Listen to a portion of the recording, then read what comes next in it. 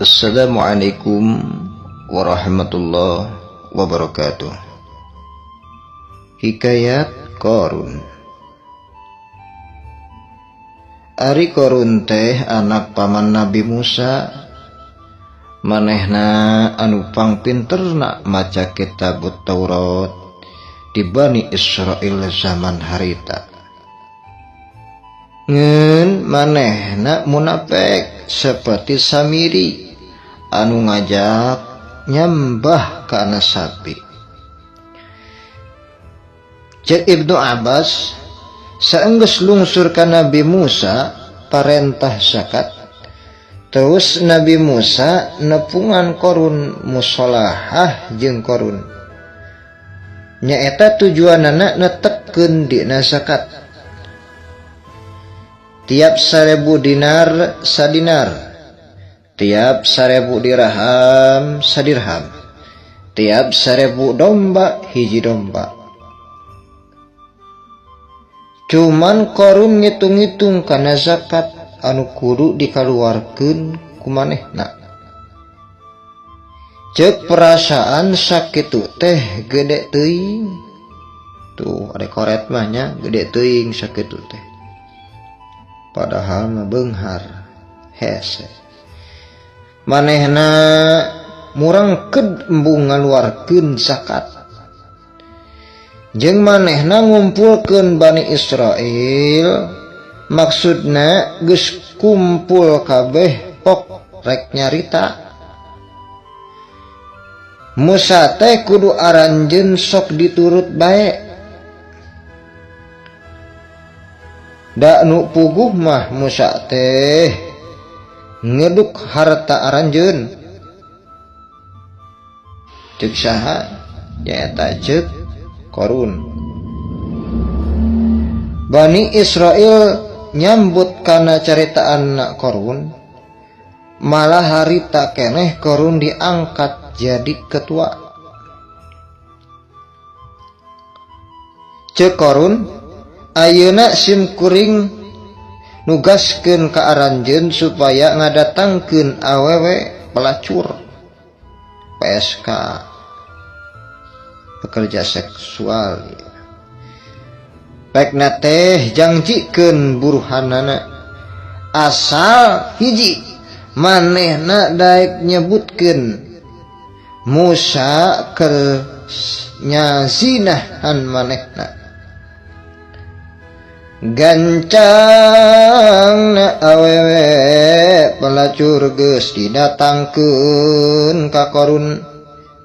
Ceuk Qarun, anjeun rek diburuhan atawa dikulian 1000 dinar jeung 1000 dirham. Pek geura campur jeung pamajikan kaula, angke di mana geus kumpul Bani Israel. Maneh kudu ngakukeun Musa geus ngazinahan ka kuring. Dina poe isukna Bani Israel diundang, malah Nabi Musa oge diundang supaya nerangkeun hukum agama parentah anu hak jeung nu batir. Saenggeus kumpul kabeh, terus Nabi Musa ngadeg saurna, "Hei Bani Israel, saha jalma anu maling kaula nu bakal niteup leungeunna. Jalma nu ding zina bakal dijilid 80 jilidan. Jalma anu zina padahal boga pamajikan bakal diranjam nepi ka paehna." Cek Nabi Musa. Cek si Qarun mangkat nyaritaan, kumaha ge lamun zina teh anjeun? Cek Nabi Musa, sanajan kaula. Wah, jawab deui Qarun, Bani Israel geus netepkeun yen anjeun teh ngazinahan awewe nu ngaranna si anu. Wah, difitnah. Jadi Nabi Musa ieu difitnah ku si Qarun bahwa ieu Nabi Musa teh tos ngazinahan awewe. Cek Nabi Musa sok panggil awawena. Geus hadir awawena, terus Nabi Musa sasauran.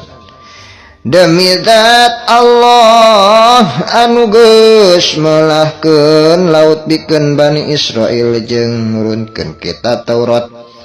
Anjeun kudu nyarita nu sabenerna geus eta awewe sikir tobat kaula ayeuna leuwih alus tibatan milaraan ka utusan Allah. Harita keneh manehna ngajawab henteu demi Allah. Dan cuman ieu Qarun teh ngajangjikeun bade masihan buruhan sim abdi asal sanggup nyaritakeun. Yen Nabi Musa geus ngajinahan ka sim abdi. Geus kitu Nabi Musa sujud bari nangis mayat ka Allah Ta'ala. Allah Ta'ala maparin wahyu ka Nabi Musa. Kaula geus marentah ka bumi supaya nurut ka parentah anjeun. Pek geura parentah ku anjeun.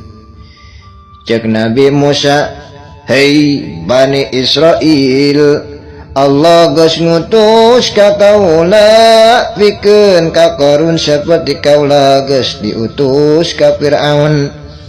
Saha nu rek milu ka kaula kudu nyingkir ayeuna, jeung nu rek milu ka si Qarun kudu cicing di dieu.